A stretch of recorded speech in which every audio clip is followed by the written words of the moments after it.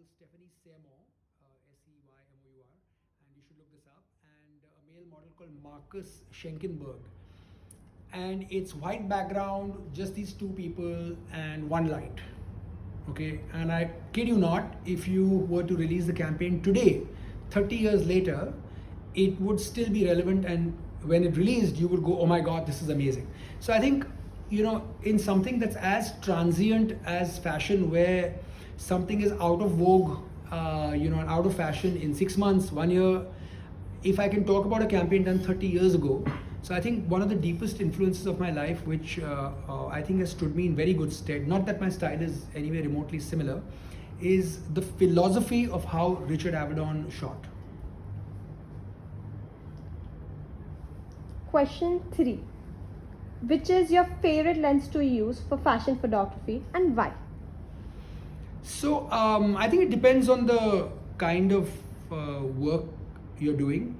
When we're doing something like the Kingfisher calendar, for example, we're spending a lot of money to go to a location, and if I went there and shot against a white wall, then everybody would say, yeah, why did you go all that distance to shoot against a white wall? You could have done this in a studio in Mumbai. Yes, you're right. So to make everybody happy, what I usually do over there is to use wide angle lenses for fashion, and which is actually quite unusual. But what happens with a wide angle lens is I still, because of the wide angle, get a sense of the space and the location where we're at, where we've spent a lot of money to go to. And at the same time, if I can bring the model up close and get focus from the model to the background, because of how the engineering of a wide angle lens gives me that much more depth of field and focus. So I think we've used that as a technique to solve a problem of why did you go to this fancy place and not show me the fancy place. Okay. Very often, sometimes I'll use a very long lens for fashion, like a 200 millimeter, or sometimes an 85 millimeter, or 1.2, and shoot it almost wide open, and photographers will understand what that means, which means you use it as open an aperture as possible. What that does is gives you a very limited depth of field. So this is the opposite of what we just discussed earlier with the wide angle lenses. And if the background's not that great, it just throws it out of focus anywhere, so it just looks like a blur. On most smartphones now, you get a portrait lens feature, and the portrait lens feature basically is doing what I just said, where you then focus on the portrait and the rest of it is a blur of nothingness. Question 4. How do I learn to direct the subject in front of my lens better? Part of the process of directing your subject is before the shoot. I think the subject should have a really good idea in terms of what it is you expect them to do. So I'll always give them a starting point, which might be a pose I like, or a mood I like, an expression I like, and it brings them into the world of what it is you are trying to do. And then the expectations are managed from both sides. And then it's a good idea to be gentle in your tone. We always have some music on, and the music is not for me, the music is for the model, so we'll always ask what he or she wants to hear. The general mood before the shoot is also very good. We almost always have great food. The place smells nice. There's lots of snacks and drinks. So while that has nothing to do with the photography, your state of mind is in a happy place, and when that happens, people are more amenable to instructions and doing things. There's almost never any yelling, screaming, at all. And I think it's imperative that you let your subject know at the time of photography, as a photographer, that person is the most important person at that point in time. So look into their eyes, talk to them, keep it casual.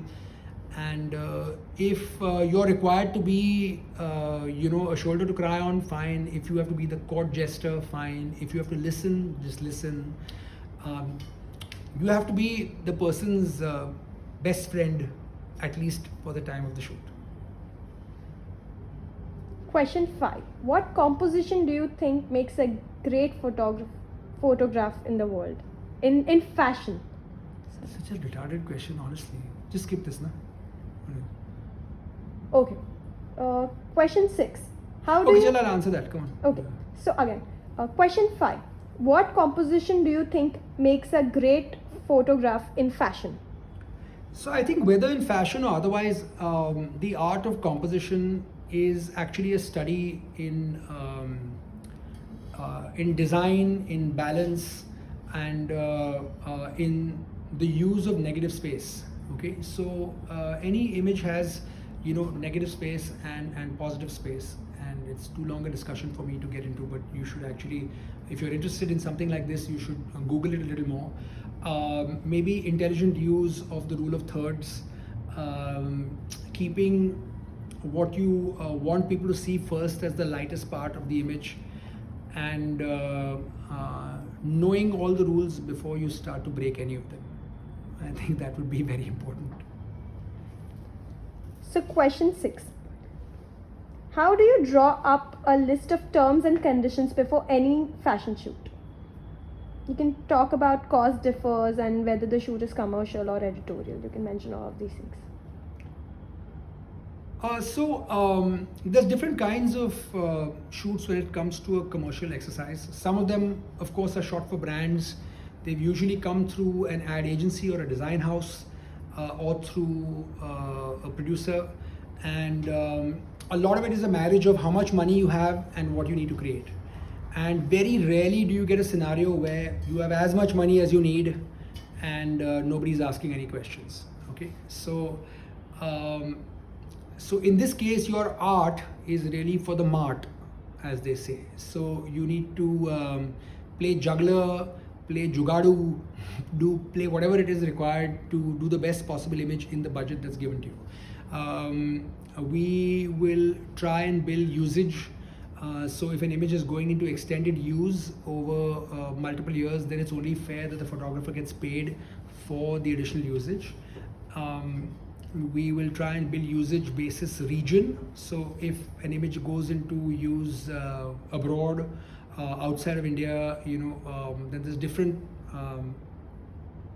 rates and percentages in addition to the base day rate that is for use in the Gulf, let's say, then you just Asia, then Asia, Europe, all over the world. So these numbers vary, and it's common practice abroad. It's not that common over here. Some photographers can pull it off, some don't. When it comes to editorial, I think people in magazines pretty much have a point of view which is accurate, that I'm giving you the exposure and the access to some amazing clothes, locations, models, etc. So you should see this as a part of your portfolio work, as a show-off piece, as something that you use to attract advertising work to you. So that is actually what editorial should be. So you'll find that it is an important place for young photographers starting out to be able to show their work. And then you always have what's called a tear sheet saying, hey, look at my work in XYZ magazine or website that I've done. You usually don't get paid a lot of money, but you get a lot of the facilities to make some terrific work happen. So there's a trade-off here of getting to be more creative, but your bank account may not reflect that, at least with that shoot. Question 7. What's the one thing you wish you knew when you started taking photos?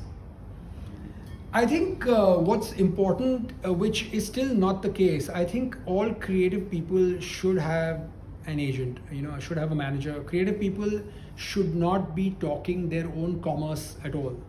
And I own an agency that manages celebrities, but in the photography world, very few people have people discussing money, payment timelines, usage rules, etc., etc. So I wish at the beginning of my career there was fundamentally something like this that was available, which would have made life a lot easier, because then you can focus on what it is that you do best, which is create images and hopefully great photographs. and not worry about the money part of it. I think for me that would have been a great boon.